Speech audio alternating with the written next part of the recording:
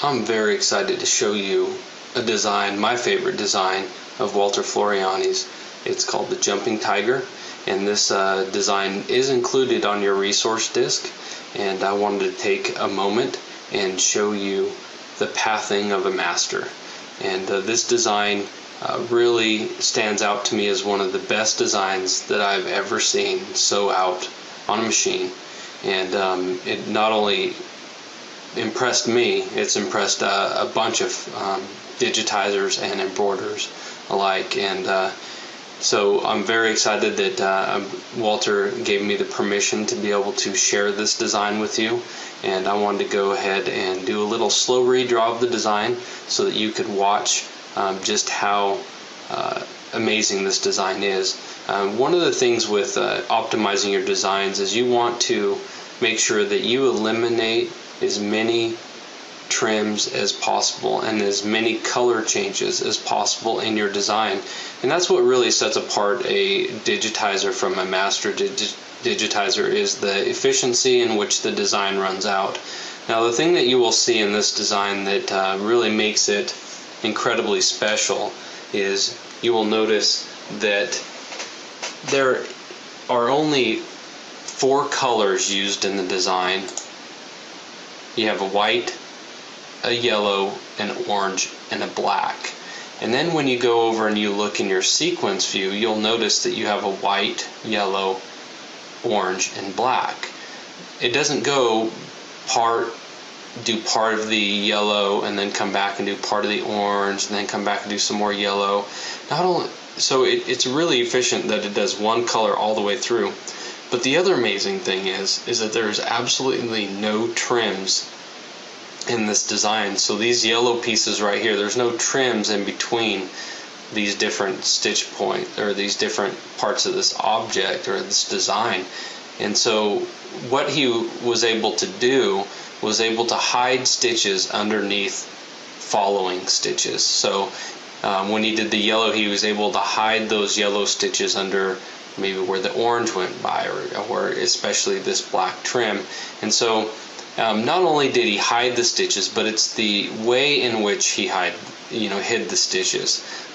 What you will notice as this design goes, you'll notice that when we do this slow redraw, that it'll kind of move along maybe a little fast, then all of a sudden it starts moving slow. And when it starts moving a little bit slower, or it takes a little bit longer to cover an area, that means that the stitch length in the design was shortened. And what the pathing and what he did to hide his stitches was he made sure that when he was going from object or element to element for a color, he made sure that he used very short stitches. And the reason that he did that is because short stitches really drive into the material. And so because he used those short stitches, when he came back over the top with another running stitch that was a little bit longer of length, it was able to hide the stitches that were there before. And so that's what really sets apart a master digitizer from a regular digitizer. And I hope that you appreciate this design as much as I do. And let's go ahead and let's start a slow, just to show you, I'm going to turn on my commands key, and you'll see when you turn the commands key on, this will show little needles every time that there's a trim, and it'll also show, or scissors, sorry, it'll show scissors when there is a trim, and it shows this little needle with thread when there is a color change. And so you'll see that in this design we have a few different color changes, but there are no scissors that signify a trim in the design. And let's go ahead and turn this commands key off again, and let's go to tools, view and slow redraw. We want to watch this design sew out. I'm going to go ahead and have it on the slow setting and go ahead and hit play. So what you're going to see now is the other thing about design optimization is thinking dimensionally.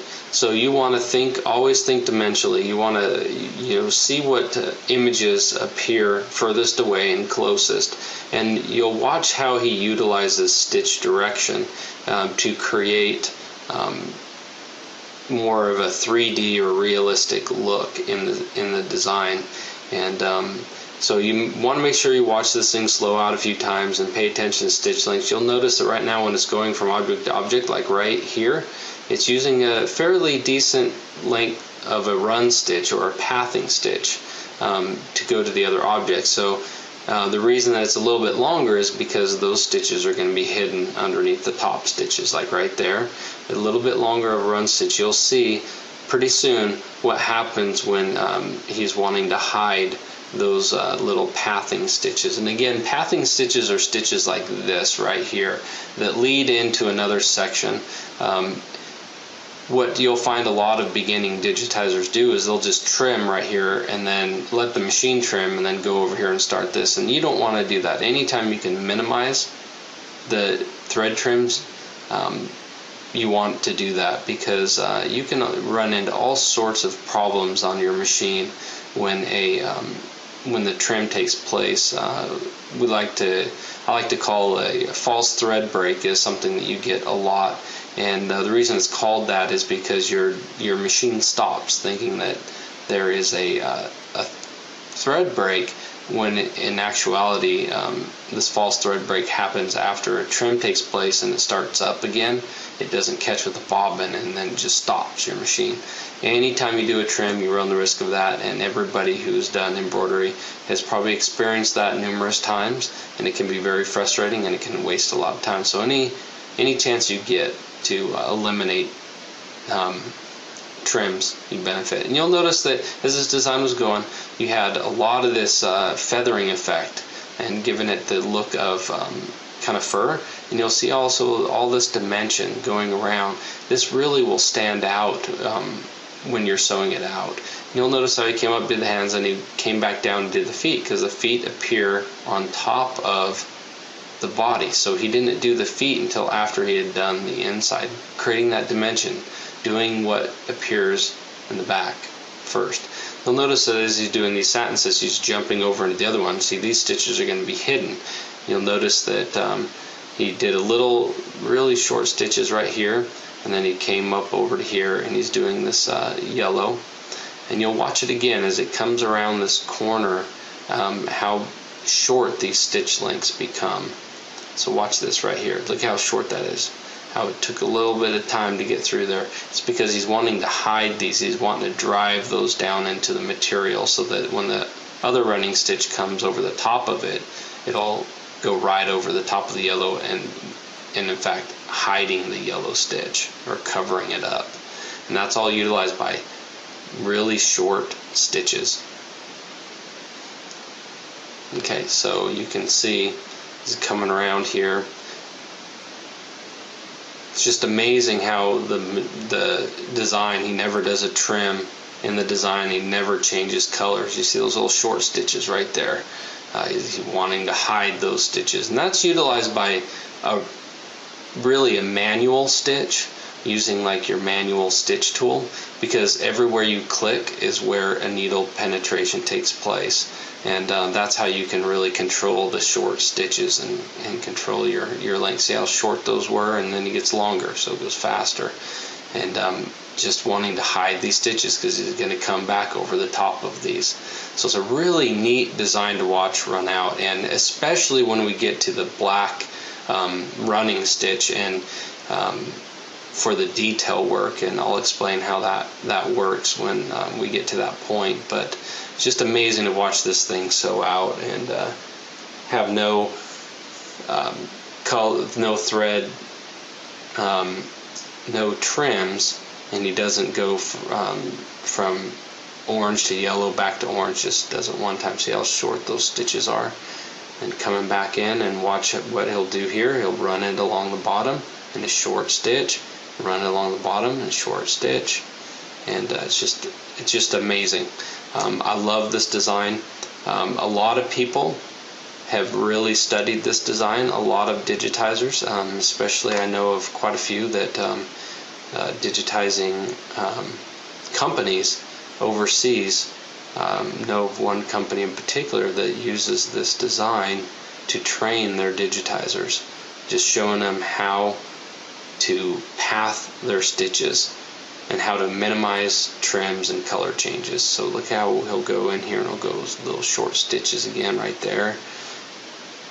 It's just an amazing design, and it's just as amazing, you know, watching it sew out at the machine and just watching it all come together. But you definitely want to come in and just study it. Just watch this thing sew out over and over again and try to figure out why did he go on that path, and then just think about those things you read in the book about thinking dimensionally and trying to find ways to minimize color changes and trims. So now we're getting in the detail work. This is where it gets really interesting.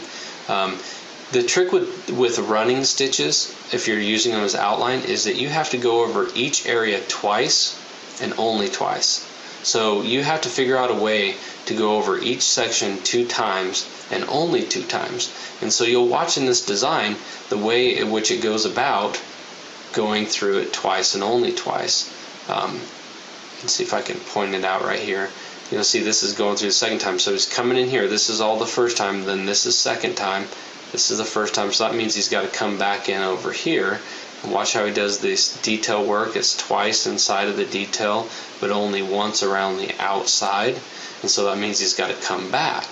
So that's twice, twice. That's only once right there. So watch how it's going to come back, and it's going to cover that twice. So it's going around making sure that every area is covered twice and only twice, see?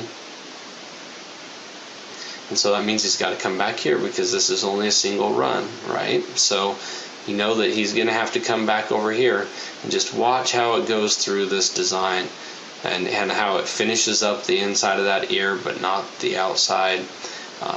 And then watch how he's going to come down here, come back up and around so he can finish this whole inner part of the arm and waist. To come back around, it's really neat. So, but the trick is you go over each area twice and only twice, and that is it's really difficult at first to do this. It takes a lot of thought, but it is amazing how quick you can pick this up. But all it takes is practice. You just have to go in there and find designs like this one right here and just watch it over and over again. Watch for the pathing. One of the things that I suggest always to people that kind of teaching how to digitize is to take this design and redigitize it. Digitize right over the top of it. Watch it do this slow redraw and then go back and try to digitize this design just how Walter did it. And the more you practice, like I said, the better you get, especially with this pathing. You'll notice that as he's doing this little run stitch in here, it's a little bit longer than when the orange and the yellow are going across this back. And that's because the longer the stitch length, the more it floats on top of the material. Length equals loft, and because those other stitches were so short underneath, when he was doing the orange, this black is now going to float over the top of it and hide those yellow and orange stitches. It's amazing, and that's all accomplished by choosing the right stitch length. And so you watch how it comes around here, and that's twice in all of that area. So the inner part of this whole body right here is all done. He went through each area twice and only twice, but he hasn't gone around the outsides twice.